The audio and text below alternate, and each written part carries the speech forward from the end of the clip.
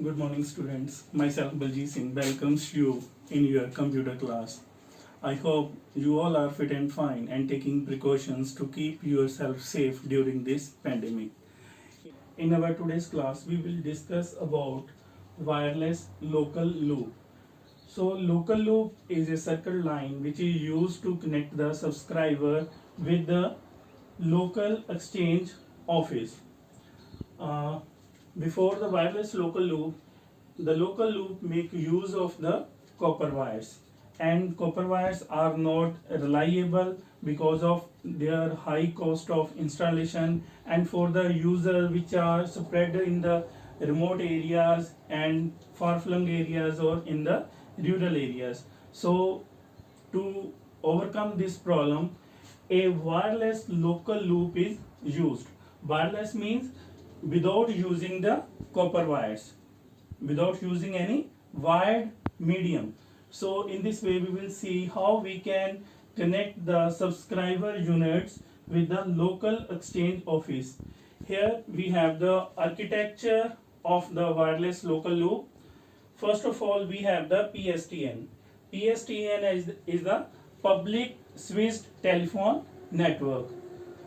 Generally, it is a world's interconnected circuit switched telephone network. Here we have the switch function. Switch function switch the public switched telephone network among the WANU. WANU is the wireless access network unit, or we in simple language we can say that it is our local exchange office. So switch function switches the PSTN among the local exchange office. Next we have the local exchange office, WANU. It is also called WANU, wireless access network unit. So it comes under the local exchange office. Here we have the different functions which are performed by the local exchange office, and these functions are authentication, operation, maintenance, routing, and transceiving. Receiving means transmitting the signal and receiving the signal. And now we will discuss the components which comes under the wireless access network unit. So transceiver, which is used for the purpose of sending and receiving the signal. Next we have the WLL controller. The WLL controller is used to control the different components of the local exchange office with the subscriber units. Next we have access manager. Access manager is used for the purpose of authentication.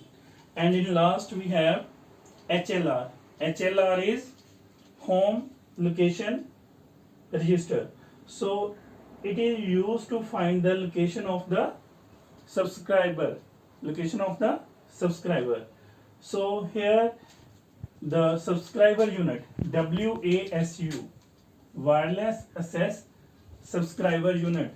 So it is the subscriber location from where he can access the services of the network. So here are different services that can be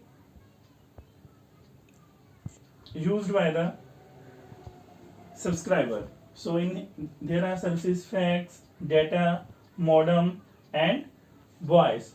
So this subscriber unit is connected to the local exchange office wirelessly through the wireless signals.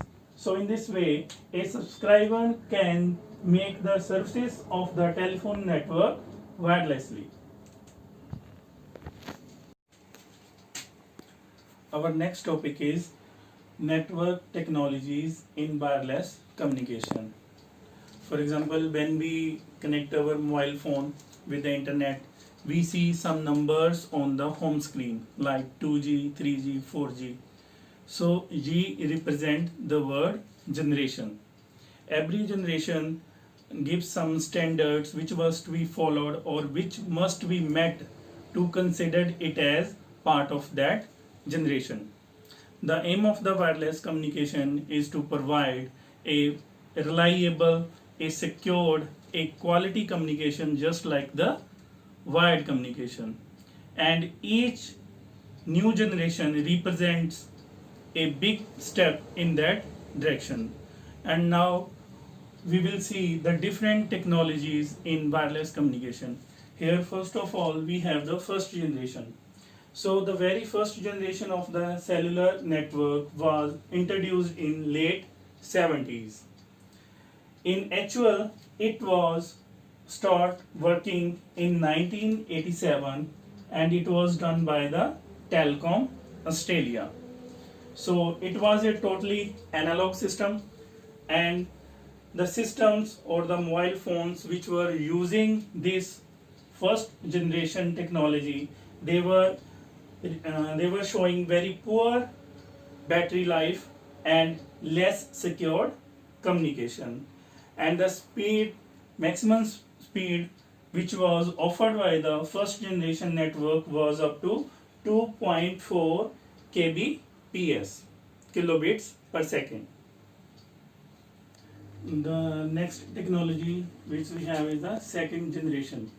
So it was a major step of development when the technology shifted from first generation to the second generation, and this happened in 1991. So the main difference between the first generation and the second generation is that in second generation the signal which were used that were completely digital, while in first generation it was analog. The second generation also make the use of the concept CDMA and GSM. CDMA means code division multiple access, and GSM means global system for mobile communication. The second generation also give us some services which are still in use, and these services are the short messaging services, conference call, call hold, and billing on the basis of the services. And in last, it allows the multiple users on a single channel by making the use of multiplexing. There were also the generation 2.5 and 2.75 generation which were used to bridge the gap between the second generation and the third generation. So now we will see the key points of the third generation technology. So this technology was introduced in year 2001, and the main motive of this technology is to increase the data transmission at the lower cost, and the user with the help of the third generation technology can make the use of the services like web browsing, email, video downloading, and sharing the picture, etc. The maximum speed offered by the third generation technology was up to 384 kilobits per second, and after the third generation we have the fourth generation in mobile communication. So the purpose of the fourth generation communication was to provide a high speed and high quality communication with improved security. Another purpose was to provide the mobile and the data services at the lower cost.